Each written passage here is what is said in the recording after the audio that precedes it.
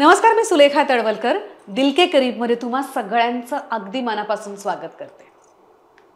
आपला हा कार्यक्रम सुरू झाल्यापासून अनेकांनी अनेकदा कमेंट्समध्ये त्यांचं नाव सुचवलं होतं, पण योगच जुळून आला नाही. त्यांचं स्वागत करताना मला जितका आनंद होतोय तितकाच आनंद तुम्हाला सुद्धा होणार आहे. त्या आहेत आपल्या सगळ्यांच्या अतिशय आवडत्या गायिका साधना सरगम. तेव्हा भरपूर गप्पा मारायच्याच आहेत, पण त्याआधी अर्थात भरपूर गिफ्ट्स देऊन त्यांचं आपण स्वागत करूया. चला तर मग गप्पा मारूया आपल्या लाडक्या साधना ताईंबरोबर. नमस्कार, वेलकम टू दिल के करीब. नमस्कार, थँक्यू. मी खूप एक्साइटेड आहे. म्हणजे मी आता इंट्रोडक्शन वगैरे करताना माझी एक्साइटमेंट कशी अशी दाबून ठेवली ते मला माहीत. पण I am so happy that your here. मलाही खूप आनंद झाला. हा कार्यक्रम म्हणजे एवढा लोकप्रिय आहे, म्हणजे खूप प्रसिद्ध कार्यक्रम, लोकप्रिय आहे, लोकांना अतिशय आवडतो.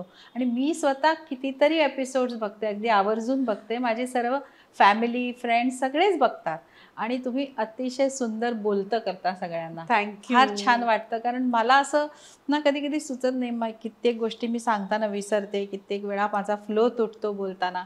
पण मला असं वाटतं की तुमच्याबरोबर खूप कम्फर्टेबल आहे. Thank you so much. Thank you so much. म्हणजे एकतर तुम्ही आमच्याकडे येत आहे म्हटल्यावरतीच माझी एक्साइटमेंट खूप वाढली होती. आणि तुम्हाला भेटल्यानंतर मला सगळे प्रश्न आठवतील का नाही वगैरे माझ्या डोक्यामध्ये खूप गोंधळ चाललाय विचारांचा.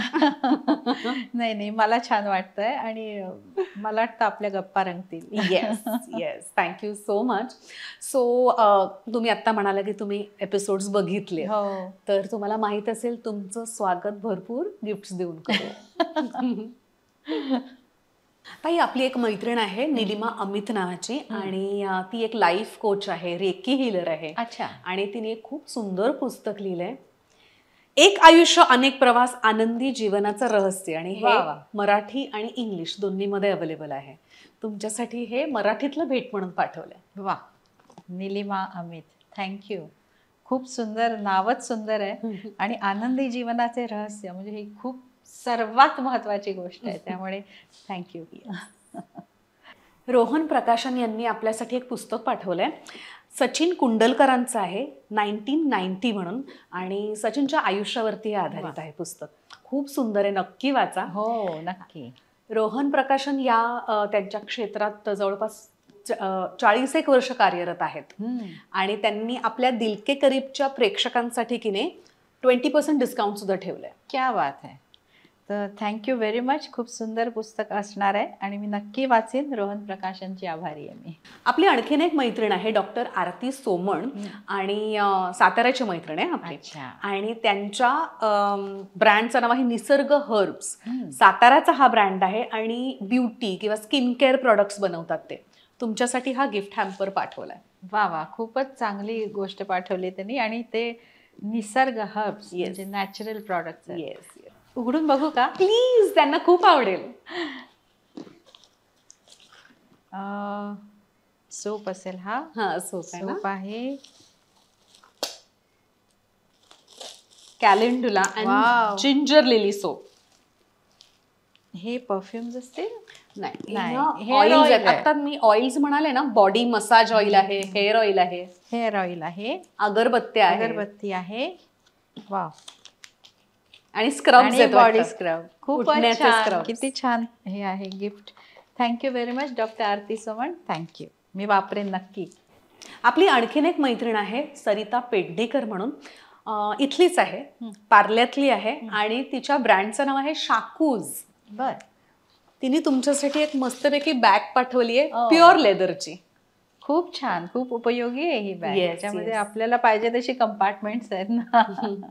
थँक्यू सरिता पेडणेकर. थँक्यू. साधनाताई, आपण जिथे बसलोय तो आहे द प्रधा स्टुडिओ. आणि आपल्या 2 मैत्रिणी आहेत, शिल्पा आपटे आणि मेधा गलगले. इथे तुम्हाला जितक्या वस्तू दिसत आहेत ना, त्या सगळ्या त्यांनी बनवल्यात. हा ट्रे सुद्धा तुमच्यासाठी पाठवलाय. हा हँडमेड, हँडक्राफ्टेड आहे. वा, खूप टॅलेंटेड आहे. बहिणी आहेत दोघी. वा, खूप सुंदर बनवलं आहे. खूप छान वाटतंय. आणि अतिशय उत्तम कला आहे त्यांच्याकडे. येस. आणि सुंदर या अनेक गोष्टी मी विचारल्या किती छान वाटतात ते त्यांनीच बनवलंय. हो सगळं. प्रधा स्टुडिओ आणि यांनी बनवलं, त्यांचं नाव आहे शिल्पा आपटे आणि मेधा गलगले. शिल्पा आपटे आणि मेधा गलगले. दोघींचं खूप अभिनंदन. खूप तुम्हाला माझ्यातर्फे खूप खूप ऑल द बेस्ट. असंच करत राहा आणि हे खूप छान आहे. Thank you very much. पुण्याची आणखीन एक मैत्रीण आहे मीना इनामदार आणि त्यांचा साड्यांचा ब्रँड आहे आणि त्याचं नाव आहे अप्रतिम साड्या. आणि अक्षरशः अप्रतिम असतात साड्या. वा, तुमच्यासाठी एक भन्नाट साडी पाठवली आहे. वाव, रंगच काय सुंदर आहे.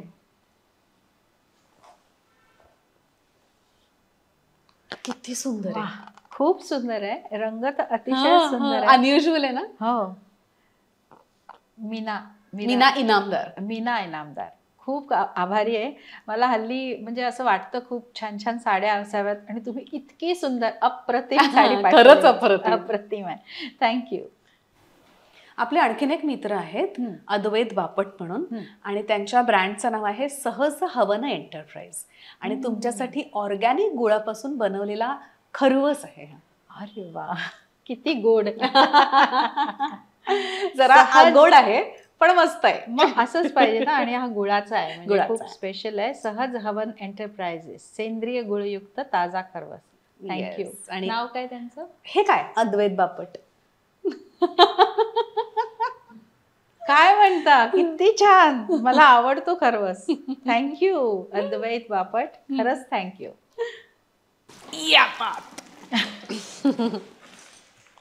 आपले आणखीन एक अतिशय गोड मित्र आहेत निशांत आवळे म्हणून आणि त्यांच्या ब्रँडचं नाव आहे चेरी पिक. त्यांनी तुमच्यासाठी मस्तपैकी बॅग पाठवली. तुम्ही ट्रॅव्हल खूप करत असाल ना? सध्या खूप चाललंय. आणि चेरी पिक निशांत आवळे खूप सुंदर बॅग आहे. कलरही आवडला मला आणि तुमच्या नावाचा टॅग सुद्धा आहे बघा. वाव. हरवणार नाही बॅग अजिबात. कारण ती दिल के करीब आहे. क्या बात आहे. खरंच आहे दिल के करीब. थँक्यू. सो ताई, गप्पांना सुरुवात करूया. हो.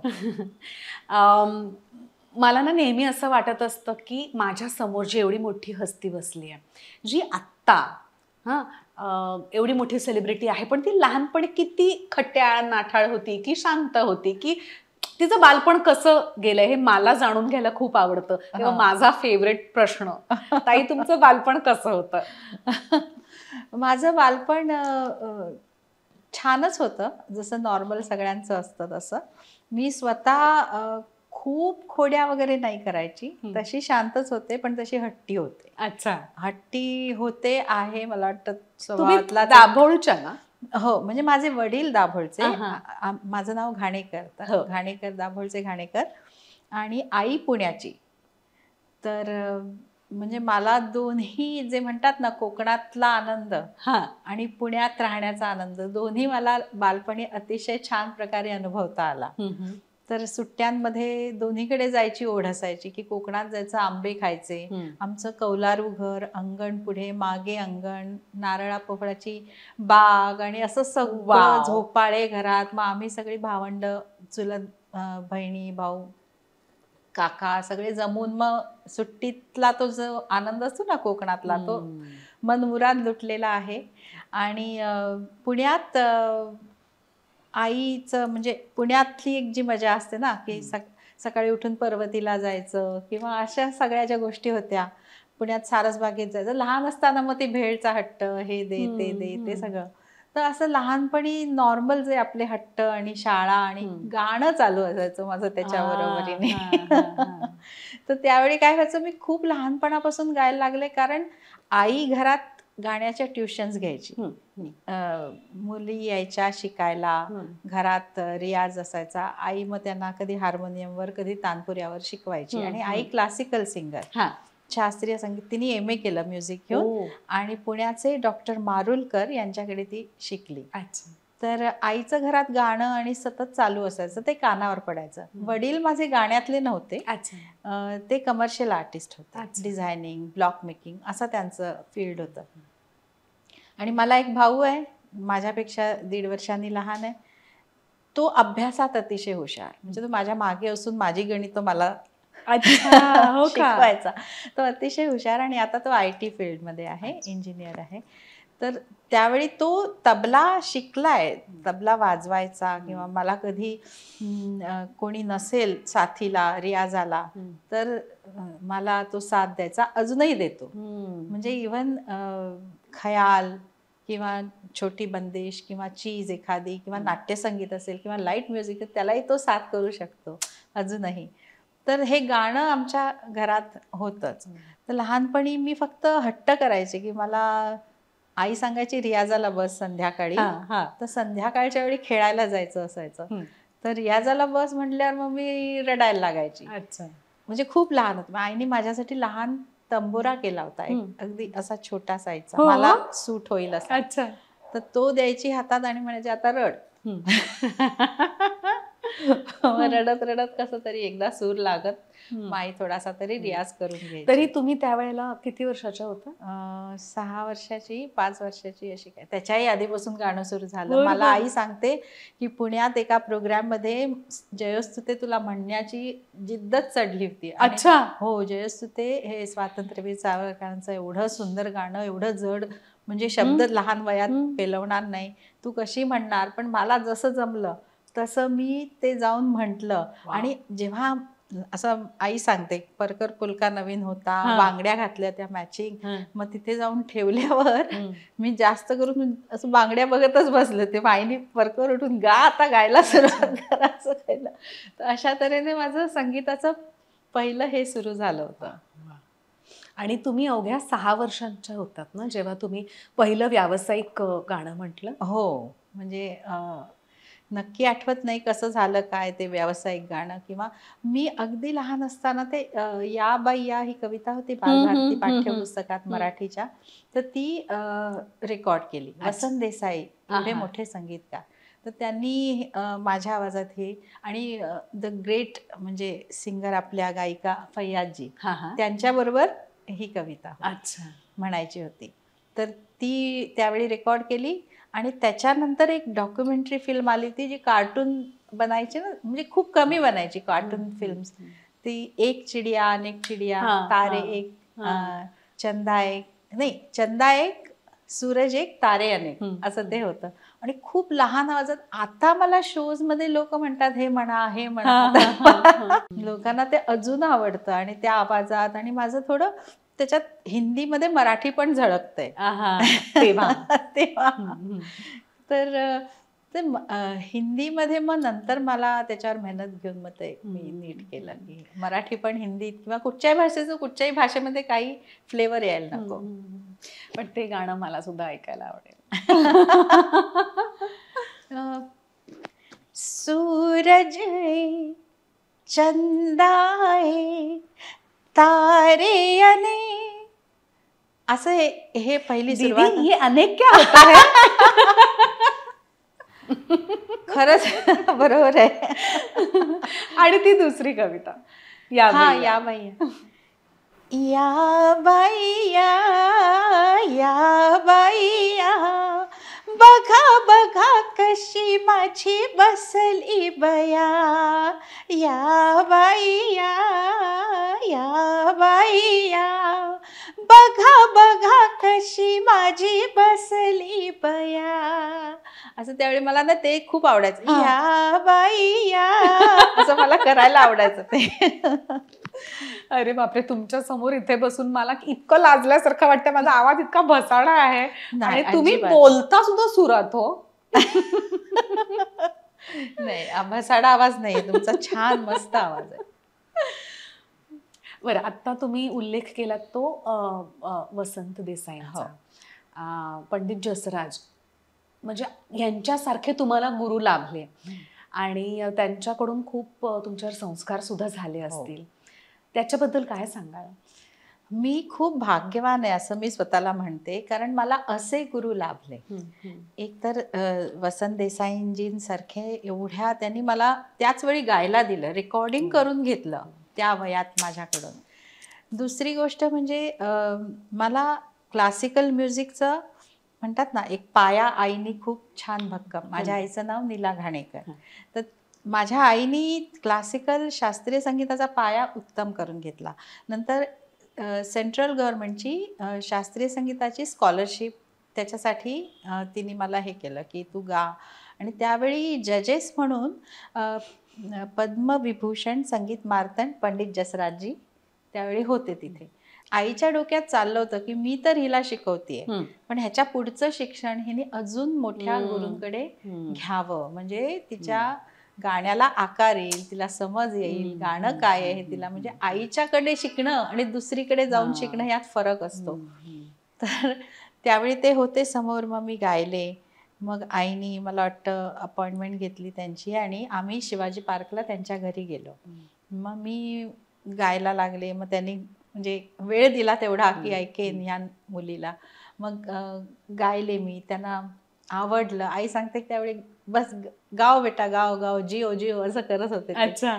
खरंच स्वतःला खूप फॉर्च्युनेट समजते एवढ्या मोठ्या व्यक्तीकडे मला शिकायला मिळणं.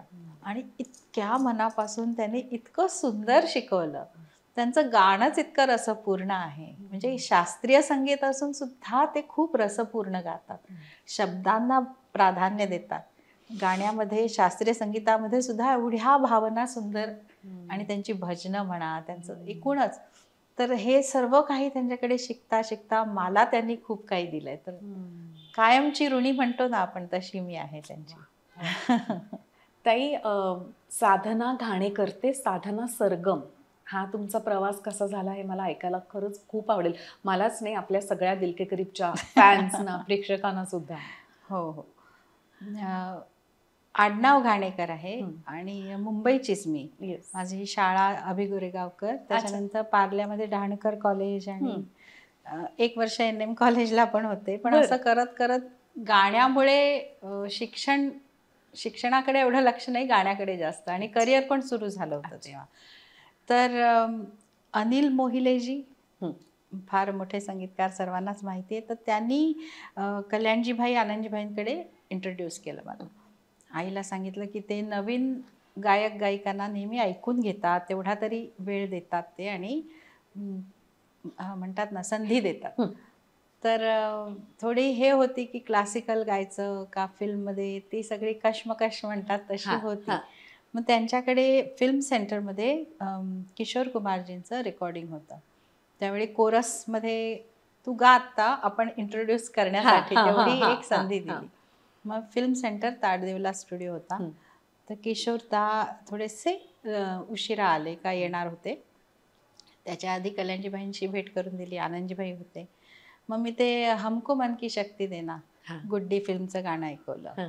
आणि त्यांना कळलं की हिच्यात काय पोटेन्शियल आहे. त्यांना पटकन कळतं ना की कोण काय गात आहे, कोणाची कितपत रेंज आहे आणि कसं होणार. तर मग त्यांनी अर्थातच गुरुजींचं नाव घेतलं होतं की यांच्याकडे शिकते. म्हटल्यावर त्यांनी सांगितलं की ठीक आहे, प्लेबॅक सिंगिंगच्या दृष्टीने थोडंसं अजून हे करायला लागेल, शिकायला लागेल, त्याच्यावर एक मेहनत वेगळी घ्यायला लागेल. मग तसं करत करत माझा फिल्म संगीत. तुम्ही किती वर्षाच्या होता? ते 20 वर्षाची, 19-20 वर्षाची. तर तिथून फिल्म संगीताकडे मी वळले असं म्हणता येईल. त्याच्या आधी माझ्या असं नव्हतं मनात की मी फिल्ममध्ये गाणार आहे किंवा मला फिल्ममध्ये जायचंय, असं काही नव्हतं. मी सवाई गंधर्व पुण्याच्या मध्ये सवाई गंधर्व उत्सवात मला गायला मिळालं होतं. नंतर जलंधरला मी हरवल्लभ संगीत समारोहामध्ये गायले होते. म्हणजे क्लासिकल फुल फ्लेज माझं सुरू झालं होतं. आणि मग इथे आल्यावर मला कळलं की फिल्म संगीत सुद्धा खूप अवघड आहे. प्लेबॅक सिंगिंग हे सुद्धा खूप अवघड आहे. म्हणजे मग त्यांच्या म्युझिक रूमवर मी गेले. मग त्यांनी थोडं थोडं सांगायला सुरुवात केली. मग ॲक्च्युली क्लासिकलचा रियाज हा खालच्या पट्टीत व्हायचा माझा. मग फिल्मची गाणी सगळी काळी 1 काळी 2 वरच्या पट्टीत, कारण मेल सिंगर जसे गाणार त्यांना मॅच होणारी डुएट्स जर गायची असतील तर तसं. तर रेंज वाढवायला लागली. मग एक एक एक एक बारीकिया म्हणतात ना तसे ते शिकवत गेले. माईकचा एक्सपिरियन्स, स्टुडिओमध्ये जाऊन मग ट्रॅक ऐकून त्याच्याबरोबर गाणं आणि एक्सप्रेशन्स गाण्यामध्ये ते पण फार महत्वाचंच असतं, कारण आपण एका कॅरेक्टरसाठी गातोय, त्या बरोबर. स्टोरीचा एक भाग आहे ते बरोबर. गाणं म्हणजे. तर हे सगळ्या गोष्टी, इतक्या गोष्टी आहेत. आणि अर्थातच लहानपणापासून आपल्या आदरणीय भारतरत्न लता मंगेशकरजी, आशा भोसलेजी आणि सर्वच, किशोर कुमारजी, रफी साहब, मुकेश, आपण ह्यांची गाणी ऐकतच आज हो हो मोठे झालो. मी त्याच्यातनं अजून शिकते, अजून वाटतं हे कुठच्या कुठे गाणं आहे, मी कशी गाणार. इतकी म्हणजे आपल्याकडे आहेत हे लेजंड्स. तर ह्यांची गाणी ऐकून ऐकून वाटलं होतं. आणि मग ही जेव्हा संधी मिळाली की फिल्ममध्ये आता गायचं आहे, तेव्हा मग मला तो एक अभ्यास म्हणून मी ते सुरू केलं की फिल्ममध्ये गाणं हे सुद्धा अजिबात सोपं नाही. त्यात 2-3 मिनिटात जी काय आपल्या वाट्याला लाईन झाल्या आहेत त्याच्यामध्ये तेवढ्या इफेक्टिव्हली ते गाणं, ते परफेक्ट गाणं, परफेक्शन त्याच्यामध्ये आणणं. आणि तुम्ही जेव्हा करिअरला सुरुवात केली तेव्हा लाईव्ह रेकॉर्डिंग वगैरे असणार ना? हो, म्हणजे मला तो एक अनुभव मिळाला लाईव्ह रेकॉर्डिंग करण्याचा. नाहीतर नंतर मी 3-4 गाणी गायला, 2-3च गाणी गायले लाईव्ह. त्याच्यानंतर मग डबिंग सुरूच झालं होतं. पण माझ्या नशिबाने पिघलता आसमान फिल्मचं एक गाणं होतं ज्याच्यामध्ये फुल व्हायलिन सेक्शन, गिटार, रिदम आणि सगळे होते, म्हणजे कितीतरी म्युझिशियन्स होते. फेमस ताडदेवला स्टुडिओ आहे, तिथे लाईव्ह मध्ये सिंगर्स बूथ आणि मग मॉनिटर रूम. तर लाईव्ह गायचं. त्याच्यामध्ये रती अग्निहोत्रीजी, त्यांच्यावर पिक्चराईज झालं होतं आणि इला अरुणजींनी लिहिलं गाणं आणि सॅड सॉन्ग होतं. तर त्यामुळे सुरू आलापानी झालं, मग मुखडा, मग इंट्रो म्युझिक मुखडा, मग त्याच्यामध्ये पण आलाप होते. इतकं सगळं लाईव्ह म्हणणं विथ ऑल दीज म्युझिशियन्स. मग मला म्हणजे असं झालं होतं, माझ्यामुळे रिटेक नाही होता का, माझ्यामुळे रिटेक नाही होता का. एक तर मी नवीन आणि ह्या सगळे दिग्गज इथे वाजवणार, कल्याणजीभाई, आनंदजीभाईंचं ते संगीत होतं. तर मी म्युझिक रूमवर जाऊन त्यांनी माझ्याकडनं खूप रिहर्सल वगैरे करून घेतल्याच होत्या. त्यामुळे बरं झालं, म्हणजे गाणं अक्षरशः पाठ झाल्यासारखं की कुठचं म्युझिक किती बार्सचं आहे, मग मी कुठे सुरू करायचंय, मग आलाप कधी सुरू होतो, तो किती आहे, मग त्याच्यानंतर किती बार्स जाणार, मग मुखडा सुरू करायचा, मग अंतरा, हे सगळं पाठ केल्यासारखं केलं. त्यामुळे देवाच्या कृपेने माझ्यामुळे रिटेक नाही झालं. ती माझी जी एकच इच्छा होती ना की परत, तर खूप छान झालं. अजूनही ते म्हणजे मुखडा इतका लहान आहे त्याचा, जिया नाही लागे कब आओगे, बस हाच मुखडा आहे. पण ते कंपोजिशन असं आहे, त्याच्यात इतके होल्डिंग नोट्स आहेत म्हणजे मी आता म्हणूनच दाखवते ना, तर असं मी तुम्हाला रिक्वेस्ट करणार होतेच नुसतं शब्दांनी सांगून ते कळणार नाही. जिया नाही लागे कब आओगे. आता ह्याच्यामध्ये फुल त्या गाण्याची मुखड्याची फ्रेम त्याने तयार. जिया नाही लागे, जिया नाही लागे, कब आओगे,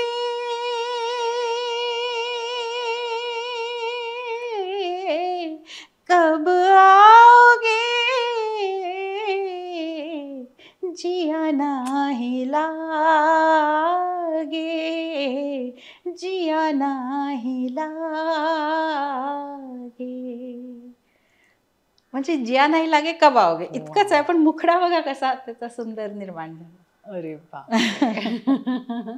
नाही, कसं आहे की आता इतक्या वर्षानंतर इथे बसून हे सांगताना खूप आपण ईजमध्ये याबद्दल बोलतोय, पण तेव्हा त्या वयात केवढं दडपण असेल नाही. हो, म्हणजे दडपण होतं आणि हे जिद्द पण होती, करायचंय, छान करायचंय. कल्याणजीबाईंनी सांगितलं ना, ही संधी दिली आहे ना, मग त्याचं सोनं करायचंय, म्हणजे आपल्याकडून होईल तेवढं 100% द्यायचंय.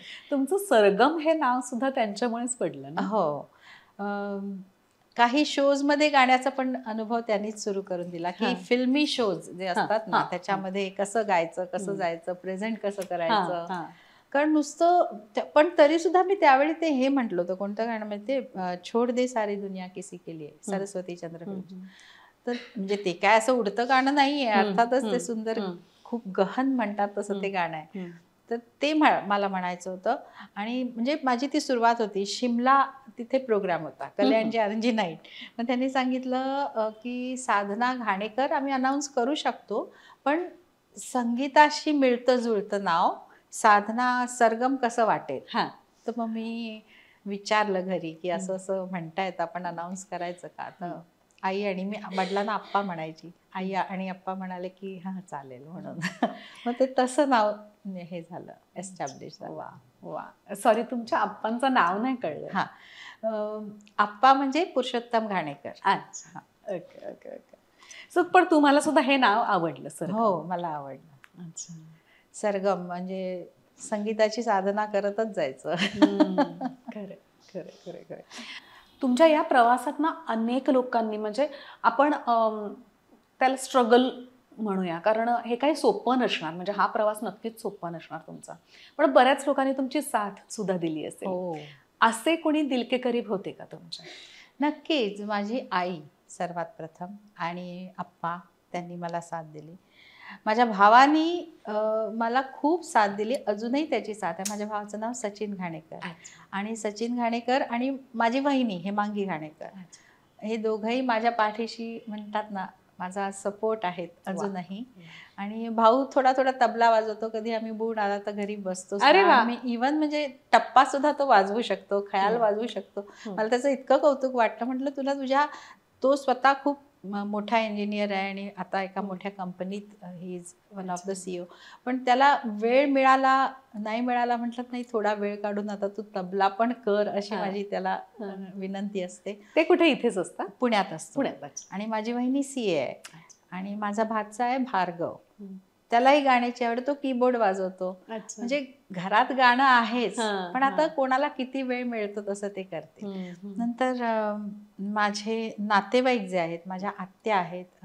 आता माझी आत्या नाहीये, मालन ठोसर म्हणून, आणि कुंदा केतकर या माझ्या आत्या.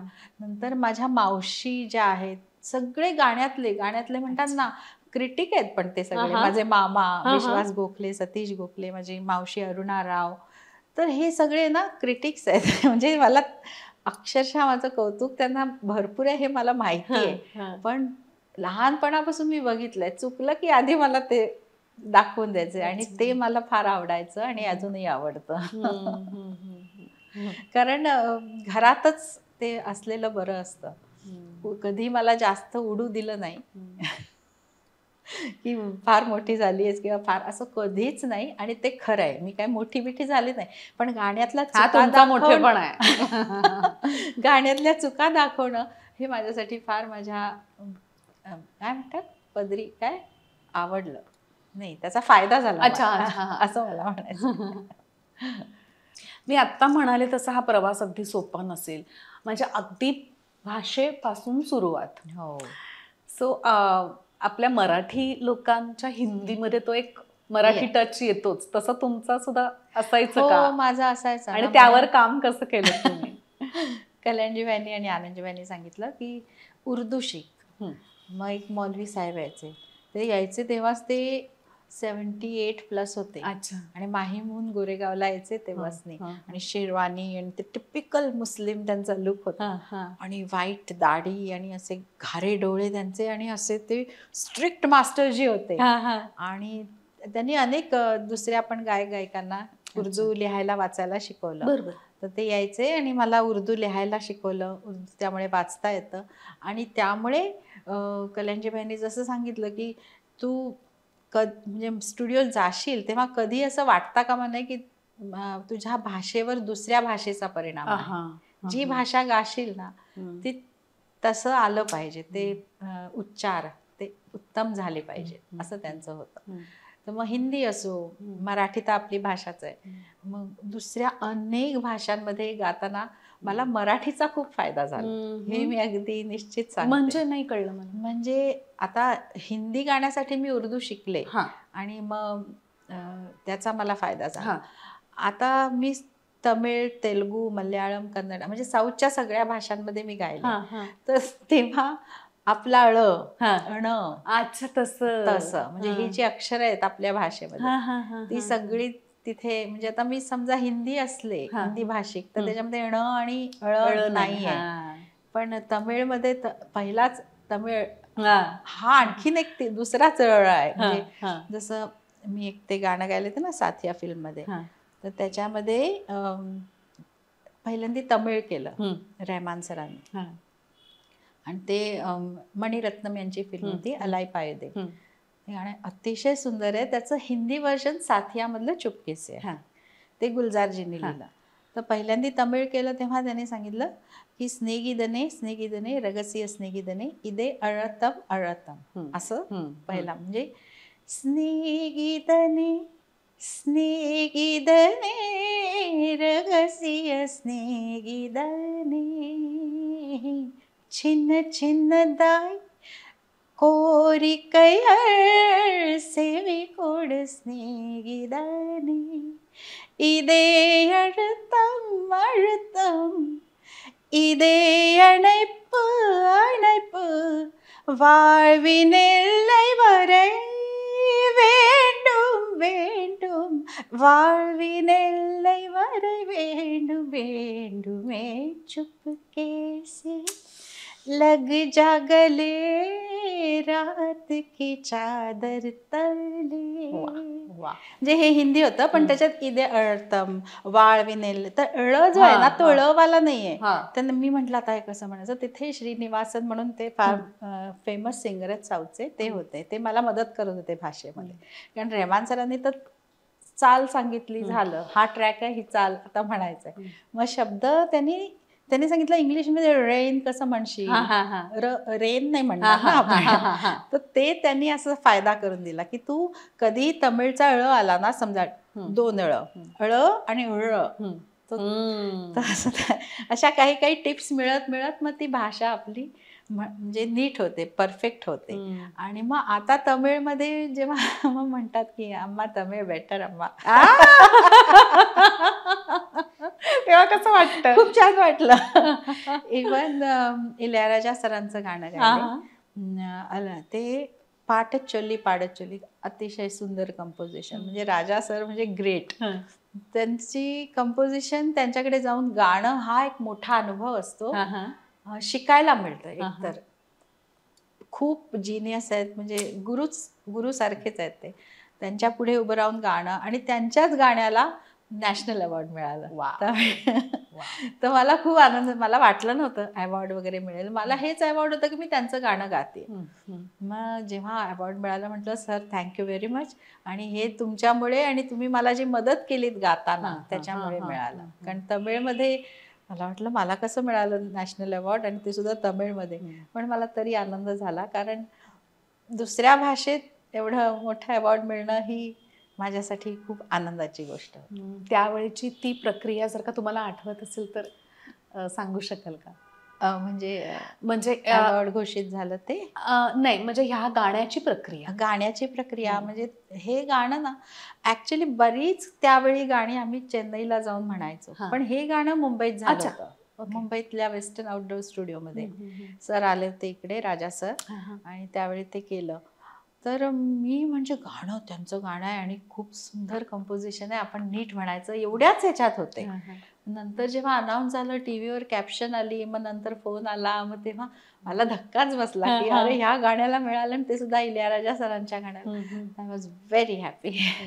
गाऊन दाखवा ना प्लीज.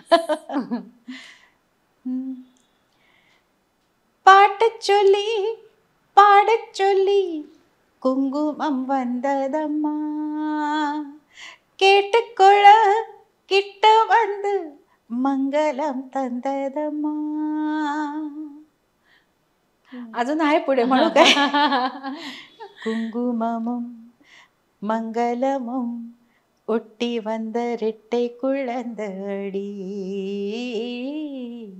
சந்தனத்து சிந்து ஒன்று கட்டி கொண்ட மெட்டொன்று தந்ததடி பாடச் சொல்லி குங்குமம் வந்ததம்மா.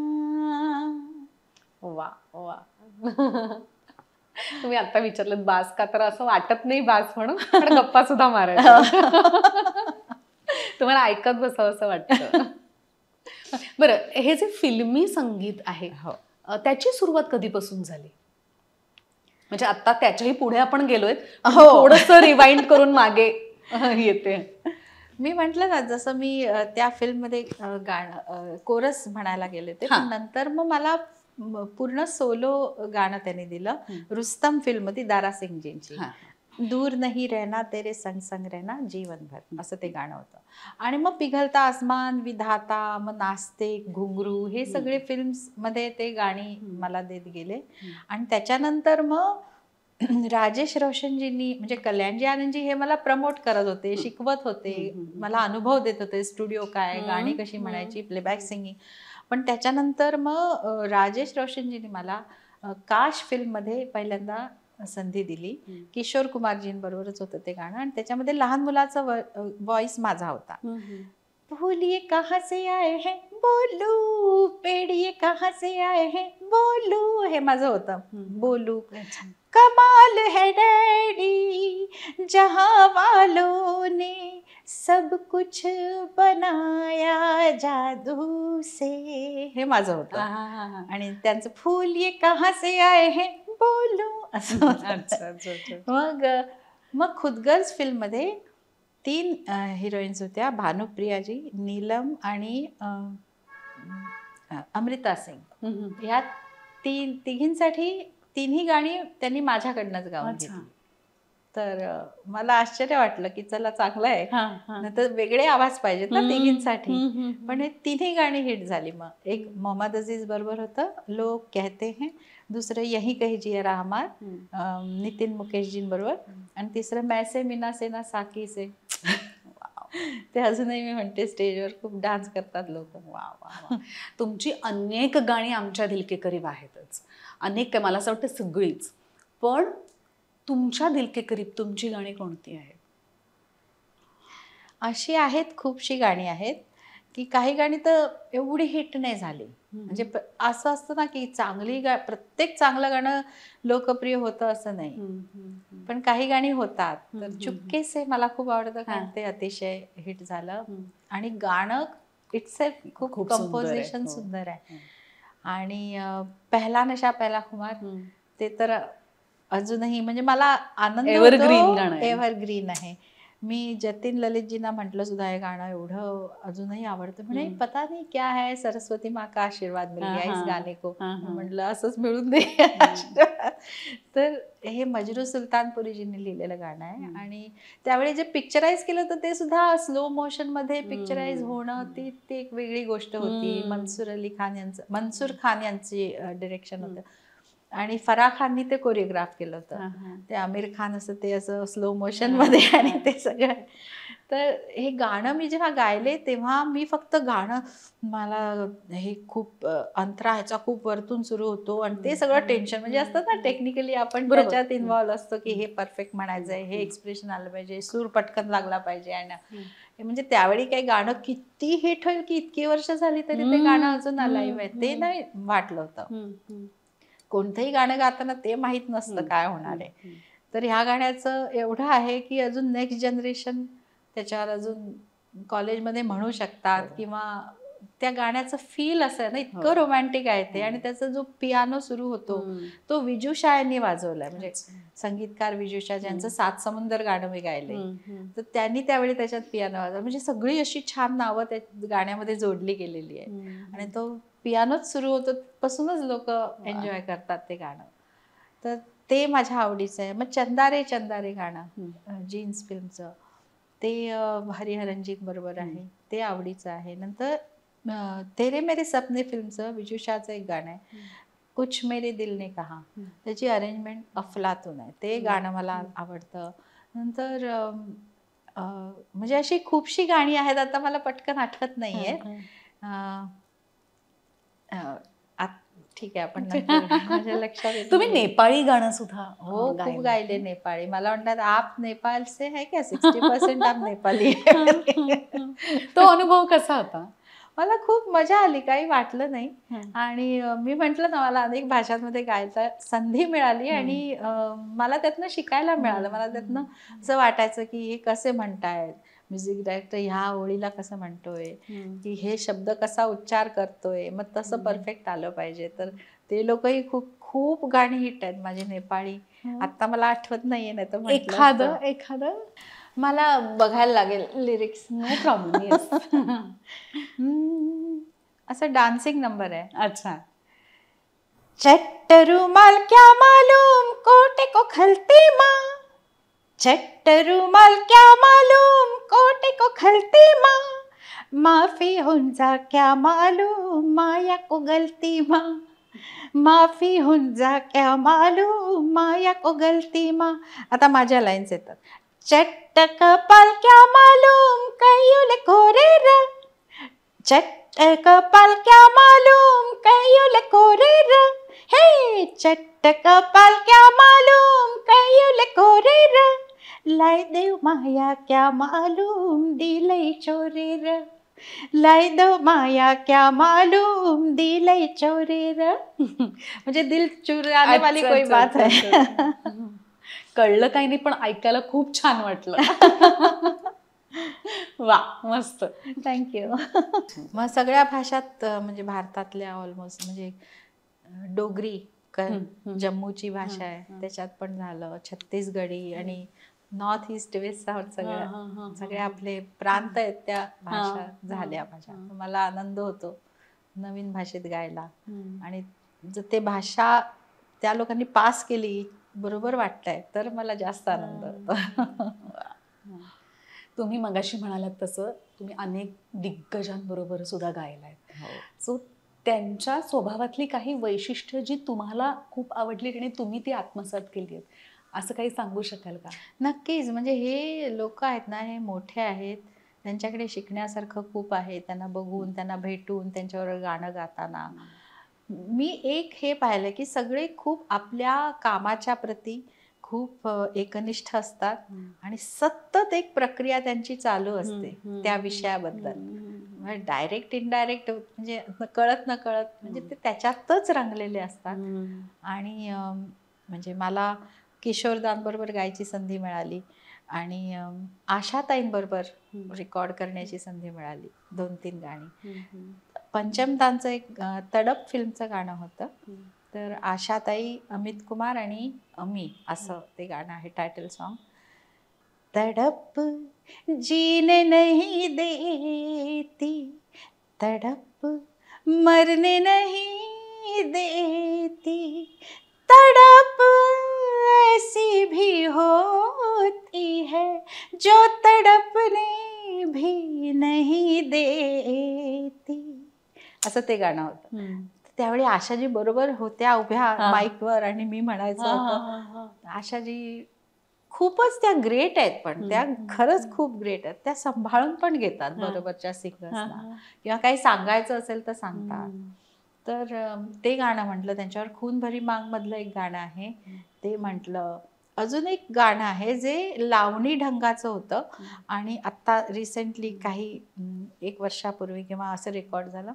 तर त्यावेळी त्यांनी अक्षरशः मला इतक्या छान टिप्स दिल्या.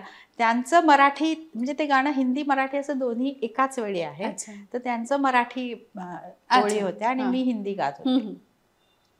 तर त्यांचा जो आवाज, त्यांचा गाण्यातला ठसका आणि जे एक्सप्रेशन्स त्या कमाल आहे.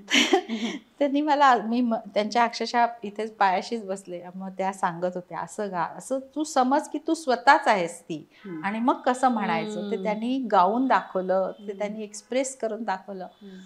मी त्या एवढ्या पर्सेंट नाहीये त्यांच्यापुढे. इतकं सुंदर वाटत होतं. तर असे अनुभव मला मिळाले. असं इतकं प्रेमाने शिकवणाऱ्या मोठी लोक मिळाली. तर म्हणून असं वाटतं की हा प्रवास खूप चांगला झाला माझा आणि मला हे लोक समृद्ध करत गेले. नंतर लता दीदी नेहमी मला खूप प्रेमाने बोलायच्या. भेटल्या मी त्यांचे चरण स्पर्श केले की मग कशी आहेस म्हणायच्या. खूप प्रेमाने विचारपूस करायच्या. कशी आहेस, ठीक चाललाय ना, रियाज चाललाय ना. तर हे सगळ्या हे नुसते 2 वाक्य जरी असली ना त्यांची तरी मोठी आहेत ती माझ्यासाठी आणि नेहमी कौतुक करायच्या. आणि किशोरदांचं काय होतं माहिती, ते स्टुडिओत आल्यावर असं स्टुडिओ चार्ज एकदम त्यांच्या येण्यानेच. मग त्यांची बोलणी, मग माईकवर 4-2-4-2-4-4 हा मामा ठीक आहे ना. आणि म्हटलं हे 4-2-4-4 ते माईकवर ना ब्लो येतोय का ते रेकॉर्डिस्टला विचारायचं. असं करून अशी त्यांची एक काहीतरी वेगळीच पद्धत. आणि त्यांनी असं कधी दाखवलं नाही कोण नवीन मुलगी उभं राहून गाते असं नाही. खूप मोठ्या माणसांचं मोठेपणा. खरं. आणि A.R. रहमान? रहमान सरांकडे पहिल्यांदा मी जे गायले ते इंडियन फिल्म आली होती कमला हसनजींची. त्याच्यामध्ये काही एक मुखडा म्हणा किंवा अंतरा असं काहीतरी होतं. मग चंदारे चंदारे झालं, ते हरिहरनजींनी गायलं होतं. नंतर माझं डबिंग होतं. त्यावेळी तर संध्याकाळी केलं रेकॉर्ड, नंतरची गाणी रात्री.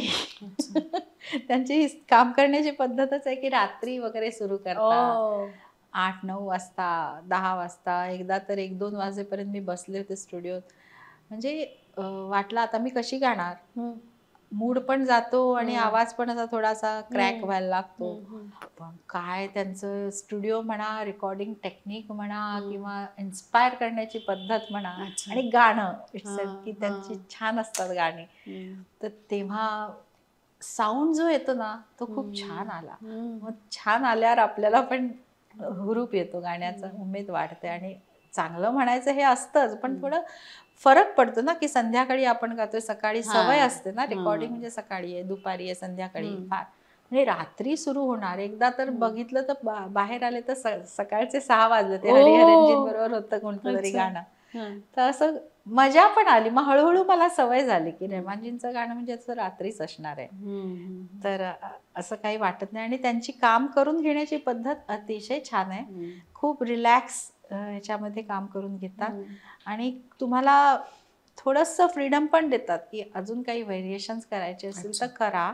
मग आपण केली की नंतर मग त्यांना जे पटेल, त्यांना जे आवडेल, गाण्याला सुटेबल असेल ते ठेवतात, बाकी नाही. पण मग मोकळेपणाने गाऊ देतात. त्यांची वॉटर फिल्मची गाणी ती क्लासिकल बेज होती. ती वॉटर फिल्म जी आहे दीपा मेहता यांची, ती सगळी गाणी अशी एक भटियारवर होतं, एक तोडीवर होतं असं आधारित. आणि ती फिल्म ऑस्कर नॉमिनेशनला गेली होती. म्युझिक फार सुंदर केलंय. रहमानजींचं वेगळ्या प्रकारचं म्युझिक आहे ते भटियार मधलं मी ऐकते. मला माहितीये, मी माझ्या डोक्यामध्ये येतं ते आणि तुम्ही लगेच म्हणता की मी ऐकून दाखवते. माझ्या चेहऱ्यावरती कळतं का ते? बरं, मी ना संकोच सुद्धा करत असते की आता रिक्वेस्ट करू का, मी जरा जास्तीच रिक्वेस्ट करते का? गप्पांमध्ये जे येईल ते मन मोकळं. ते नैना नीर बहाय म्हणून सॅड सॉन्ग आहे, भटियारवर आधारित. नैना नैना नीर बहाए, नैना नैना नीर बहाए, मुझ बिरहन का दिल साजन संग, मुझ बिरहन का दिल साजन संग, झूम झूम के गाए, नैना नैना नीर बहाए.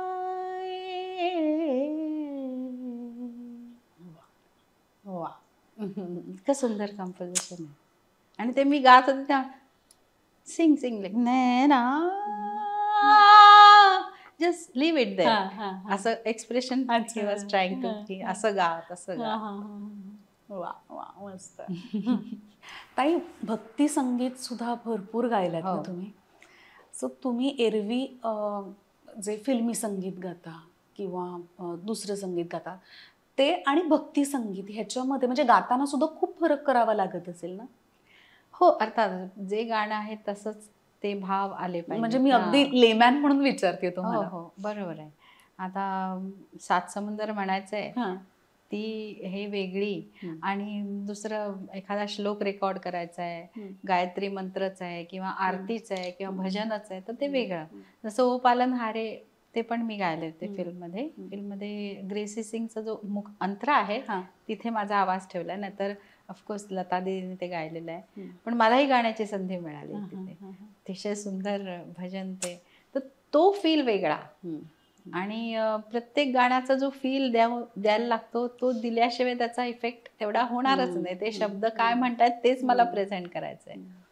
तर भक्ती संगीत गायला मला अतिशय आवडतंच, कारण भक्ती काय, संगीत काय, सात सूर काय, हे सगळं त्या ईश्वराचीच रचना आहे आणि त्या ईश्वरालाच अर्पण करायचं असतं. त्याच्यामुळेच मी आहे, त्याच्यामुळेच हे सगळं होतंय आणि होणार आहे. तो जो समर्पणाचा भाव आहे किंवा भक्ती आहे, ती श्रद्धा आहे, ती सुरांवरची श्रद्धा आहे, ते जे परिश्रम आहेत, ते सगळं मला असं वेगळं वाटत नाही की गाणं आणि अध्यात्म आणि जीवन हे काही वेगळं आहे असं. माझ्यासाठी ते एकच आता झालंय सगळं. त्यामुळे मला असं सगळ्या प्रकारचं संगीत गायला आवडतंच आणि भक्ती संगीत तर ओघाने ते येतच. एक करिअरचा पण भाग होऊन जातो तो. आणि खूप म्हणजे मी प्रजापिता ब्रह्माकुमारी त्यांची खूप गाणी गायली आहे. त्यामुळे तिथे माउंट आबूला जाणं, त्यांचे काय संदेश आहेत ते ऐकणं, त्यांची प्रवचनं. आणि पुण्याला जेव्हा ओशो रजनीश परत आले होते अमेरिकेहून आणि पुणे आश्रमात मला ते असताना त्यांना भेटण्याचीही संधी मिळाली. आणि त्यांचा एक मोठा मेडिटेशन हॉल होता, त्याच्यामध्ये त्यांचे सगळे संन्यासी एकत्र होऊन संध्याकाळी संगीत किंवा असं चालायचं. तर त्याच्यामध्ये माझा प्रोग्राम, मी होते, सोनाली वाजपेयी होती, कल्याणजीभाईंचे ओशो रजनीश हे जुने मित्र होते. त्यामुळे त्यांनी बोलावलं आश्रमात आणि मग आम्ही गायलो. आणि हास्य कवी संमेलन एक दिवस त्यांचं म्हणणं होतं की हास्य आणि संगीत हे दोन्ही आवश्यक आहे जीवनात. फार छान गोष्ट आहे. तर एक दिवस हास्य कवी संमेलन होतं, एक दिवस आमचा सांगीतिक प्रोग्राम होता. तर त्यावेळी ते एक ॲटमॉस्फिअर जे होतं ना, ते सगळे जसं ते प्रत्येक गोष्टीला ध्यान, मेडिटेटिव्ह क्वालिटी ॲड करायची, असं त्यांचं हे आहे. तर त्यामुळे ते सगळे जे ऐकत होते ना, ती एक ऊर्जा वेगळीच होती. त्यावेळी गातानाही मजा आली आणि असं रिलॅक्स होऊन एक प्रोग्रामचं असं थोडंसं एक एन्झायटी किंवा टेन्शन नव्हतं, मजेत गायचं असं होतं. तर अशा प्रकारे मग हळूहळू अध्यात्म म्हणजे काय, तर शेवटी ही एन्झायटी कमी करणं, रिलॅक्स होणं, गाताना कॉन्फिडन्स असणं, हे सगळं एकमेकांना पूरकच आहे असं मला वाटतं. ताई, एक असा वेगळाच प्रश्न विचारावा असं वाटतं तुम्हाला.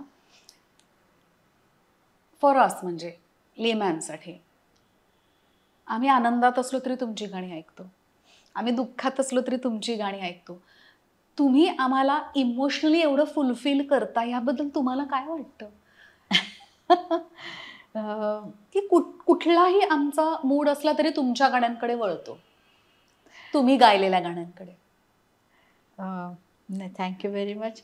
की हे क्रेडिट माझ्यापेक्षा मला वाटतं हे जे क्रिएटर आहेत, जे कंपोजर आहेत, जे लिहिणारे आहेत, त्यांना जास्त जाईल. कारण त्यांनी एक कन्सेप्ट केलं आणि त्यातनं एक गाणं निर्माण झालं, जे आम्ही फक्त प्रेझेंट केलं. आणि लकीली ते मला मिळालं प्रेझेंट करायला आणि ते तुम्हाला भावलं. अशी ती प्रोसेस आहे असं मला वाटतं. म्हणजे मी क्रेडिट काही स्वतःला घेत नाही, पण हे ऐकून आनंद होतो की माझ्या गाण्यामुळे जर कोणत्याही स्टेट ऑफ माइंडमध्ये जर ते छान वाटत असेल, त्या गाण्याचा उपयोग झाला असं वाटतं. आणि अशी अनेक गाणी आहेत आणि लोकांची जेव्हा अशी प्रतिक्रिया येते, फॅन्सची प्रतिक्रिया येते, हे गाणं आवडलं, ह्यावेळी असा जब कोई बात बिघड जाए, हे जे गाणं आहे ते त्याचा म्हणजे मी गेले नव्हते, पण कुमार शानू हे सांगतात किस्सा की कोणीतरी हॉस्पिटलमध्ये होतं, तर त्यांनी कॅन्सर होता, त्यांनी शेवटच्या स्टेजमध्ये होते, पण त्यांना हे गाणं ऐकायचं होतं. तर त्यांनी जब कोई बात शानूजींनी जाऊन म्हटलं हॉस्पिटलमध्ये. तर अशा वेळी पण हे गाणं गायलं गेलं आणि त्यांची ही इच्छा पूर्ण झाली, ही माझ्यासाठी खूप मोठी गोष्ट आहे. तर इतकं देवानी हे असं संधी दिली, हे असं होण्याची, करण्याची, हे गाण्यामुळेच सगळं. आणि एक गाणं आहे, ना कजरे की धार ना मोतियों के हार ना कोई किया सिंगार फिर भी कितनी सुंदर हो.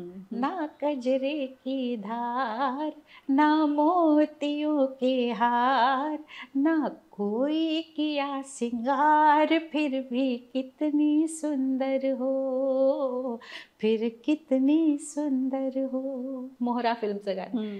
तर म्हणे पंजाब का कुठेतरी पंकज उधासजींबरोबर हे गाणं आहे आणि संगीत मोहराचं विजूशांचं आहे.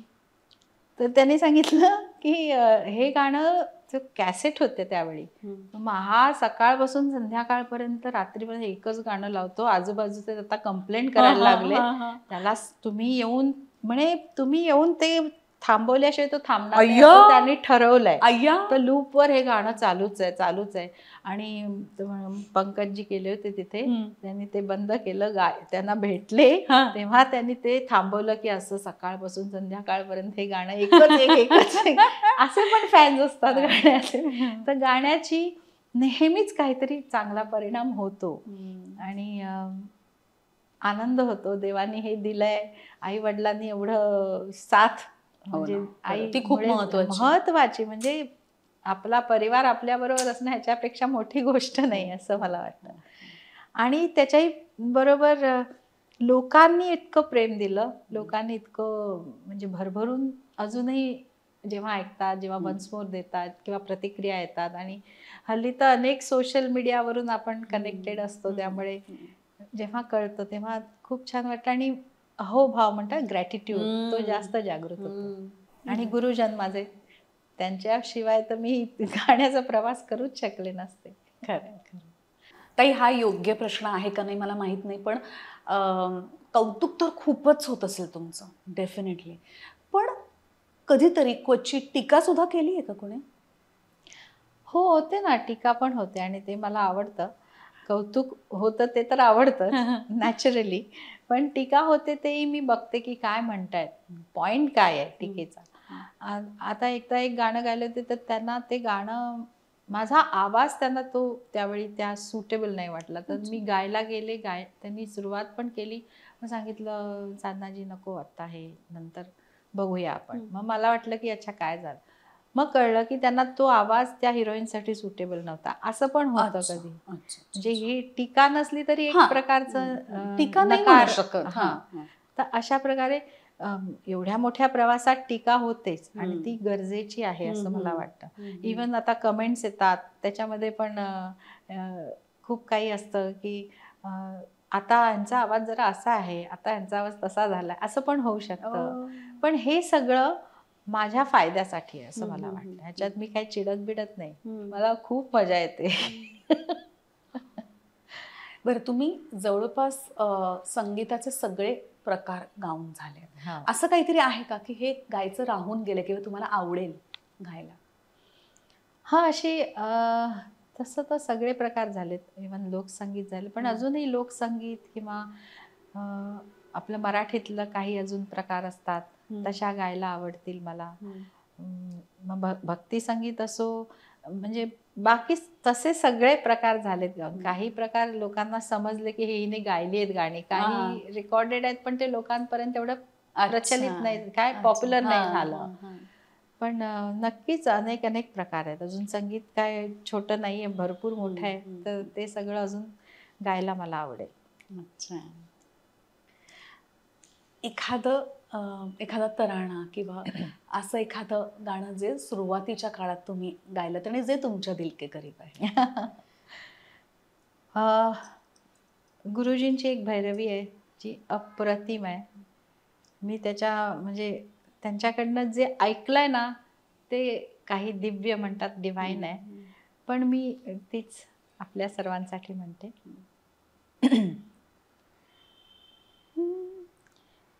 पुनीत पद पंकजा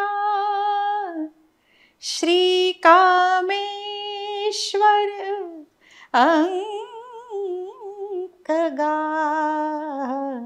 मनुकोटि पारायणी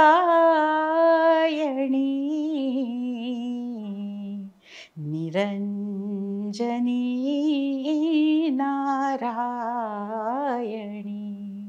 निरंजनी नारायणी निरंजनी नारायणी निरंजनी नारायणी निरंजनी नारायणी निरंजनी निरंजनी निरंजनी. वा, खूप सुंदर, खूपच सुंदर. खूप छान वाटलं Thank you. तुम्हाला भेटून, तुमच्याशी गप्पा मारून आणि खरं म्हणजे तुम्ही मला खूप कम्फर्टेबल केलं. नाही, मी ऑलरेडी कम्फर्टेबल होते या शो मध्ये येण्यात, तुमच्यावर गप्पा मारण्यात. Thank you so much. तुम्हाला सुद्धा हा एपिसोड बघून खरंच खूप बरं वाटलं असेल, जेवढं बरं मला वाटलंय. सो तुम्ही ऑलवेज पाहत राहा दिल के करीब.